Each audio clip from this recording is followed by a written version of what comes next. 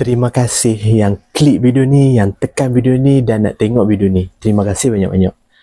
Terima kasih juga yang pernah tengok video-video sebelum ni tau.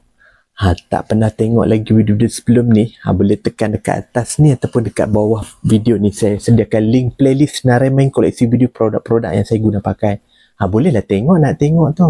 Okey, untuk kali ni saya ada beg galas ataupun boleh digunakan juga sebagai beg laptop tau. Okey, beg ni bukan saja kita boleh galas tau. Kita juga boleh pegang macam ni. Okey, jadi mudahlah kita nak gunakan dia. Kita tak mau galas, rasa lenguh bahu ke, kita boleh pegang yang macam ni. Okey, tempat pemegang ni pun tebal tau. Untuk bahagian depan dia ada 3 ruang tau. Okey, kat atas, bawah tengah dan juga dekat bawah. Kita boleh isi apa-apa kat sini. Ataupun dekat bahagian atas ni, kita boleh isi lagi. Okey, untuk bahagian sini kita boleh masuk kat laptop. Sebab dia ada pelekat macam ni, jadi mudahlah kita punya laptop pun tak gerak-gerak. Di bahagian depan ni pun ada lagi satu ruang, kita boleh isi apa-apa. Okey, untuk bahagian sini pun kita boleh isi lagi apa-apa. Untuk bahagian ni dia ada zip, kita boleh isi untuk aksesori ataupun kabel-kabel laptop ke apa ke, ataupun kita nak isi apa-apa untuk pen ke, kita boleh juga isi kat sini. Kat sini pun boleh. Kat belah tepi ni pun kita boleh isi lagi apa-apa. Okey, untuk bahagian tengah kita boleh isi lagi barang yang ada. Okey, kat sini ada lagi ruang yang ada zip. Okey, kat bahagian atas ni pun ada lagi ruang, kita boleh isi. Okey, untuk bahagian bawah dia ada klip macam ni tau. Jadi mudahlah kita nak isi pakaian kita ke, nak isi benda-benda lain ke, boleh juga. So kita punya baju ataupun kita punya barang-barang lain tu, dia tak gerak-gerak lah, kita boleh adjust tali strap macam ni. Untuk bahagian tepi ni dia ada USB tau. Jadi mudahlah kita nak charge kita punya phone ke. Okey, kabel ni kita boleh sambungkan kita punya power bank. Jadi mudahlah kita nak gunakan dah, nak charge phone ke, nak charge apa-apa, mudah kita nak gunakan dah.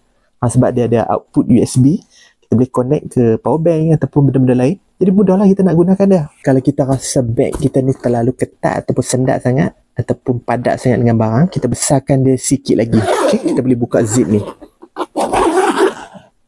Okay, dia boleh besarkan lagi sikit. Macam tu. Jadi bila kita galas tu, dia ada juga klip yang macam ni. Kita boleh ketatkan di bahagian dada bahu kita ni. Okey, di bahagian belakang dia ada lagi satu ruangan yang kita boleh isi. Ruangan yang berzip macam tu. Tak mau guna tali ni untuk galas beg ni, kita boleh simpan kat dalam ni. Okey. Okey, boleh simpan dan masukkan dalam ni. Okey, jadi bolehlah kita simpan ke dalam ruang yang ada berzip ni, tali galas bahu ni kan. Jadi kita bolehlah pegang macam ni ataupun nak pegang macam ni. Mudah. Okey, bahagian tepi ni dia ada lagi satu ruang, kita boleh letakkan botol air tau. Bolehlah kita letakkan botol air kat tepi ni. Okey, inilah dia kali ni beg galas ataupun boleh digunakan sebagai beg laptop juga. Untuk malam ni saya pakai baju kemeja lengan panjang warna merah tau. Tapi dia ada juga warna lain, boleh pilih warna. Baju kemeja ni dia lengan panjang, dia ada butang, dia ada collar. Dia ada juga ni butang di bahagian lengan ni. Untuk mikrofon pula saya pakai mikrofon tanpa wayar. Saya boleh cocok ke kamera smartphone saya. Dia ada bagi sekali dengan 2 mikrofon dan juga satu receiver. Receiver tu kita boleh pilih sama ada nak iOS ataupun Android.